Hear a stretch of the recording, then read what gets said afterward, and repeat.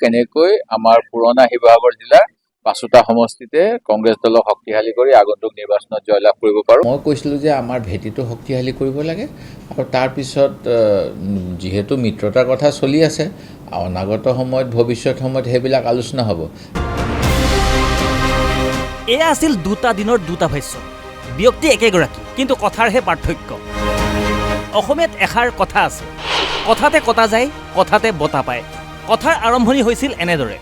কেনেকৈ আমাৰ পুৰণা শিৱসাগৰ জিলাৰ ৫টা সমষ্টিতে কংগ্ৰেছ দলক শক্তিশালী কৰি আগন্তুক নিৰ্বাচনত জয়লাভ কৰিব পাৰোঁ, আৰু তাৰ কাৰণে এতিয়া অজয় গগৈৰ নেতৃত্বত আমি দলৰ সাংগঠনিক ভিত্তি আৰু মজবুত কৰিম। তেনেকৈ আমাৰ সোণাৰী চৰাইদেউ জিলাত উৎপল গগৈ, তেওঁ তেনেকৈ চেষ্টা কৰিব। বিৰোধী দলপতিগৰাকীৰ এই বক্তব্যৰ পাছতে বিধায়ক অখিল গগৈৰ মন্তব্য আছিল আকৌ এনেধৰণৰ যে শিৱসাগৰত মই জিকিবৰ কাৰণে এলায়েন্সৰ কোনো প্ৰয়োজন নাই।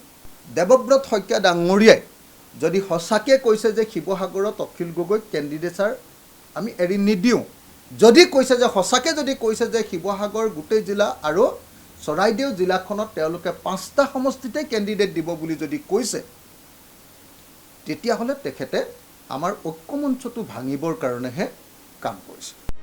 বিধায়কগৰাকীৰ এই বক্তব্যৰ পাছতে সোমবাৰে বিৰোধী দলপতি দেৱব্ৰত শইকীয়াৰ বক্তব্য হ'ল আকৌ এনেধৰণৰ। মই কৈছিলোঁ যে আমাৰ ভেটিটো শক্তিশালী কৰিব লাগে আৰু তাৰপিছত যিহেতু মিত্ৰতাৰ কথা চলি আছে, অনাগত সময়ত ভৱিষ্যত সময়ত সেইবিলাক আলোচনা হ'ব। কিন্তু মিত্ৰতা কৰিলে কি লাভ হ'ব যদি ভোটবিলাক সংগঠিত নহয়, বিভাজিত হৈ থাকে। মোৰ কথাটো আছিল সেইটোকে যাৰ যি ইচ্ছা, মইতো কাৰো মুখত বাধা দিব নোৱাৰোঁ। ইচ্ছাকৃতভাৱে ইণ্টাৰপ্ৰেট কৰিলে, তাৰ ওপৰত বিভিন্নজনে মোক সমালোচনাও কৰিলে সামাজিক মাধ্যমত। মই বিশেষ প্ৰতিক্ৰিয়া দিব বিচৰা নাই। মই ভাবোঁ মই যিটো কথা কৈছোঁ শুদ্ধ কথা কৈছোঁ। প্ৰতিদিনেই সলনি দুই দলৰ দুই নেতাৰ বক্তব্য। প্ৰশ্ন হয়, এনেদৰে সম্ভৱনে বিৰোধীৰ মিত্ৰতা? ২০২৬ বিধানসভা নিৰ্বাচনলৈ মাজত মাত্ৰ কেইটামান মাহে বাকী। এনে সময়ত কংগ্ৰেছৰ এনেধৰণৰ কথা বতৰাই স্পষ্ট কৰে অখিলৰ পাৰ্টিক এৰাই চলিব বিচাৰে প্ৰদেশ কংগ্ৰেছে। পিছে ৰ'ব, এয়া কিন্তু আমাৰ ভাষ্য নহয়। APCCৰ সভাপতি গৌৰৱ গগৈৰ ভাষ্যত দুই দলৰ মিত্ৰতাৰ ক্ষেত্ৰত উত্থাপন কৰে বিভিন্ন প্ৰশ্নৰ।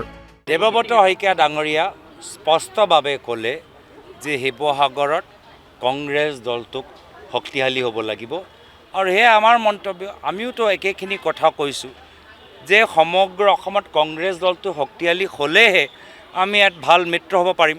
নাই, তেওঁ একেখিনি কথা ক'লে যে আমি কৈ আছোঁ। মই অসমৰ কথা কৈছোঁ, তেওঁ শিৱসাগৰ জিলাৰ কথা ক'লে।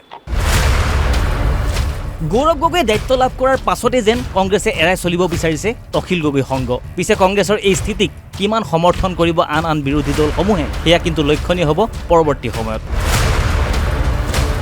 সমান্তৰালভাৱে লক্ষণীয় হ'ব মিত্ৰতাৰ ক্ষেত্ৰত বিৰোধীৰ ঐক্যৰ ৰাজনীতিৰ কৌশল। ভিডিঅ' জাৰ্নেলিষ্ট শংকৰ দাসৰ সহযোগত বিচিত্ৰ ৰাজবংশীৰ ৰিপৰ্ট, NB নিউজ।